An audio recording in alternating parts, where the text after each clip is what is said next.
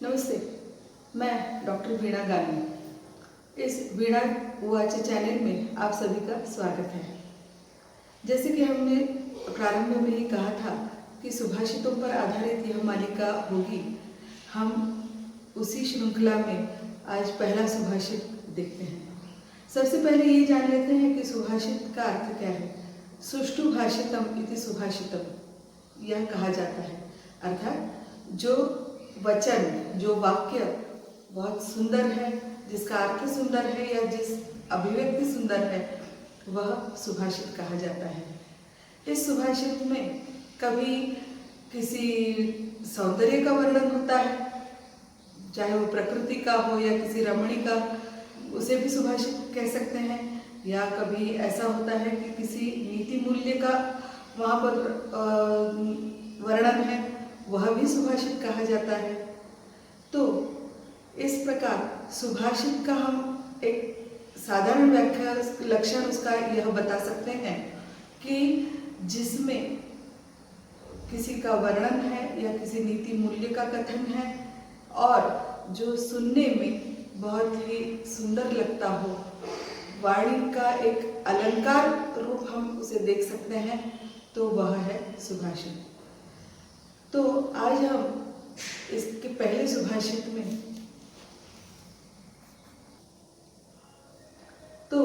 आज हम इस श्रृंखला में पहला सुभाषित जो देख रहे हैं, उसमें एक विशेष व्यक्ति का वर्णन है। तो उसमें क्या उसमें विशेषता है, तो उसका जो वर्णन किया है, उस वर्णन का सौंदर्य, यही आज के सुभाषित की विशेषता है।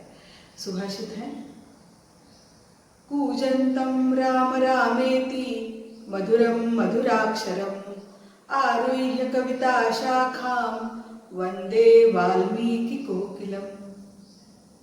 हम सभी जानते हैं, अभी 4 दिन पूर्व अश्विन मास की पूर्णिमा को वाल्मीकि जयंती हमने बहुत हर्षोल्लास से मनाई, उनके कार्य का स्मरण किया। तो उन्हीं वाल्मीकि के संबंध में यह सुभाषित है। एक बहुत ही प्रसिद्ध स्तोत्र है राम रक्षा।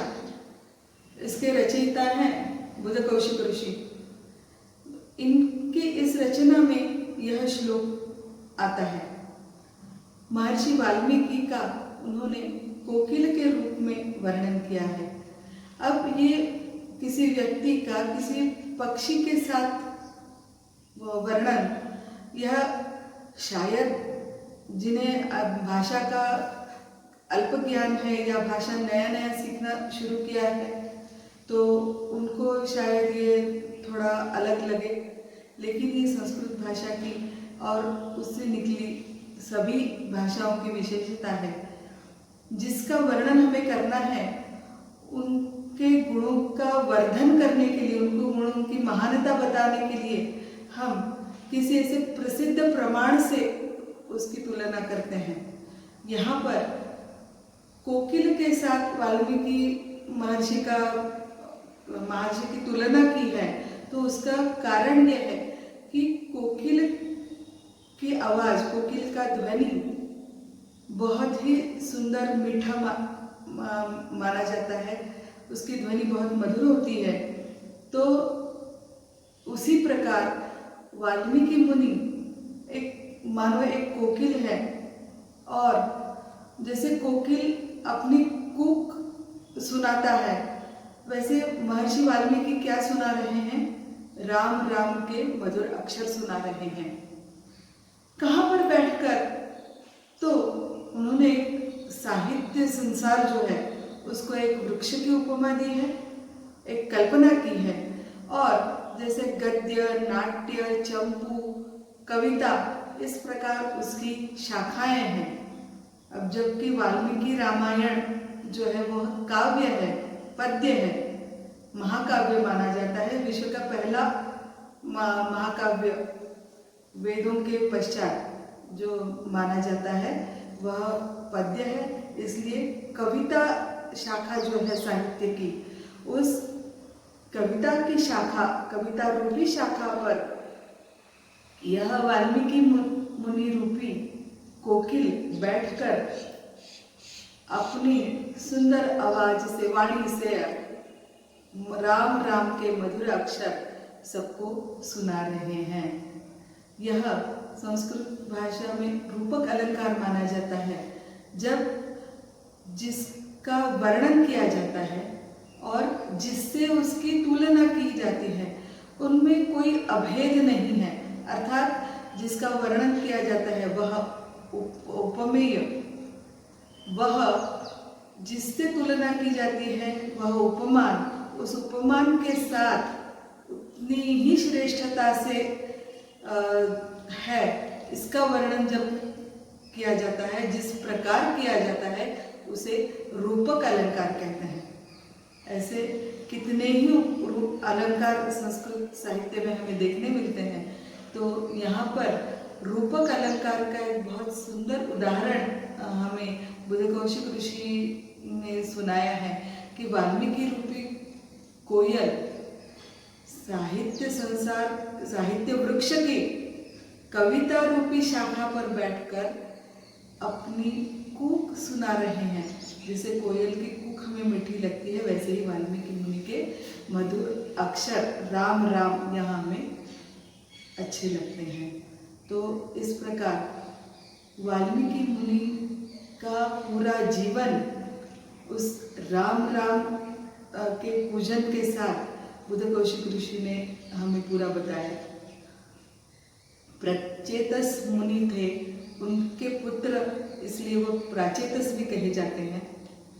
और एक उनके विषय में एक कहानी सुनाई जाती कि वो दस्यु थे या चोर थे, और जब नारद से उनकी भेंट हुई तो नारद जी ने, देवर्षि नारद जी ने उन्हें राम राम का जप करने के लिए कहा, और वह जप करते करते वह इतने तल्लीन हो गए कि उनके पूरे शरीर पर चींटियों ने अपना घर बना लिया। उसे कहते हैं वाल्मीकि। अब कुछ दिनों पश्चात, कुछ वर्षों पश्चात जब नारद जी वहाँ से गुजर रहे थे तो उन्हें समझ में आया कि यहाँ पर राम नाम की ध्वनि जो सुनाई दे रही है किसी वाल्मीकि से, तो वह वाल्मीकि मतलब यह दस्यु ही होगा जिसे मैंने उपदेश किया था। तो उन्होंने उस वाल्मीकि को, उस बाबी को दूर किया, और तब अंदर से जो तप से पावन होते हुए जो निकले वह वाल्मीकि से निकले हुए, इसलिए उनका नाम वाल्मीकि हुआ और वही जगत में विख्यात हुआ। तो इस प्रकार महर्षि वाल्मीकि का पूरा जीवन का कार्य, उनकी साधना, उनका तप इस श्लोक में बुद्धकौशिक ऋषि ने बहुत सुंदरता से वर्णन किया है। आज के लिए हम इतना ही कहकर रखते हैं। अगला सुभाषित लेकर हम फिर आएंगे, तब तक के लिए आगे दीजिए। इस चैनल को सब्सक्राइब, शेयर, लाइक कीजिए और बेल आइकॉन बजाकर नोटिफिकेशन का लाभ उठाइए। धन्यवाद, फिर मिलेंगे।